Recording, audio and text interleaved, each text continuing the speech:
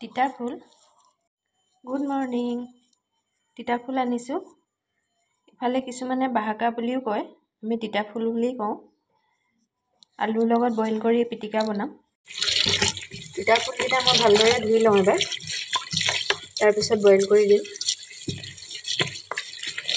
পুৰা পানীত ডুব যোৱাকৈ খচি খচি ধুই দিম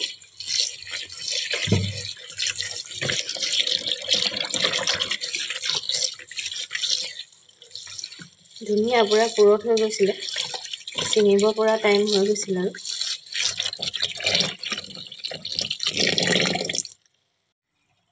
তিতা ফুলখিনি এনেকৈ পেন এটাত লৈ মই বইল কৰিম যিহেতু ফুলখিনি ডাঙৰ সেইকাৰণে মই অলপ ভাজ কৰি দিছোঁ আলুৰ লগতে পিটিকিম কিন্তু আলুটো মই ইয়াৰ লগতে বইল নকৰোঁ ইয়াৰ লগতে বইল কৰিলে কি হয় বেছি তিতা লাগে সেইকাৰণে আলুটো মই এক্সট্ৰাকৈ বইল কৰি ল'ম অলপ সময় বইল হ'ব দিম মই ঢাকন লগাই দিম আৰু অলপমান পানী দি দিওঁ ডুব যোৱাকৈ ফুলখিনি উতল অহা আৰম্ভ হৈ গৈছে বেছি বইল হ'লেও খাবলৈ ভাল নালাগে 1 মিনিটমানৰ পিছত মই আকৌ গেছটো অফ কৰি দিম চাওকচোন ধুনীয়াকৈ বইল হৈছে ফুলখিনি বইল কৰা হৈ গৈছে এতিয়া মই গেছটো অফ কৰি দিম অলপ সময় ঠাণ্ডা হ'ব দিম পানীতে ৰাখি নথওঁ মই এইখিনি কাঢ়ি কিনে থৈ দিওঁ ভালদৰে তাৰপিছত ঠাণ্ডা হ'ব দিম গৰম পানীতে এনেকৈ থৈ দিলে বেছি সিজি যাব সেইকাৰণে মই এটা বেলেগ পাত্ৰত ৰাখি দিওঁ এনেকৈ মই বাহিৰত উলিয়াই ৰাখিছোঁ ঠাণ্ডা হৈ যাব অলপ পিছত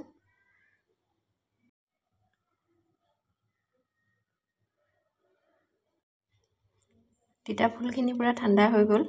এতিয়া ঠাৰিবিলাকৰ পৰা মই এইবিলাক এৰাই লওঁ ঠাৰিবিলাক এনেকৈ পেলাই দিছোঁ ওলালে এতিয়া এইখিনি মই যিমানখিনি পাৰোঁ চেপিম এনেকৈ চেপি তাৰ ৰসটো মই পেলাই দিম এনেকৈ ৰস ওলাই সেইখিনি চেপি নোলোৱাকৈ খালে আমাৰ বেছি তিতা লাগে সেইকাৰণে অলপমান চেপি লওঁ এনেকৈ চেপি ল'লোঁ মই এনেকৈ ৰসখিনি পেলাই দিম ইমানখিনি ওলাইছে এটা আলু বইল কৰি লৈছোঁ তাতে ইয়াৰ 2টা পিচ দি দিওঁ এনেকৈ তিতা ফুলখিনি দি দিওঁ জলকীয়া দিম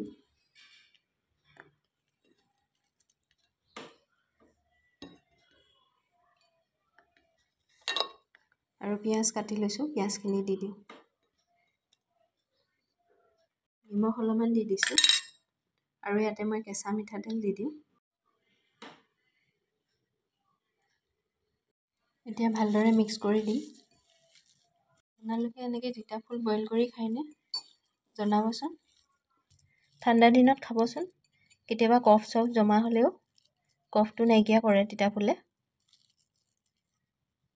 ভিডিঅ'টো যদি চাই ভাল পাইছে লাইক আৰু ছাবস্ক্ৰাইব কৰিবলৈ নাপাহৰিব পিঁয়াজ আৰু নিমখ জলকীয়া এইকেইটা বস্তুৱে দিয়ে তিতা ফুল বনাব পাৰি খাই চাবচোন আজিলৈ ইমানেই ধন্যবাদ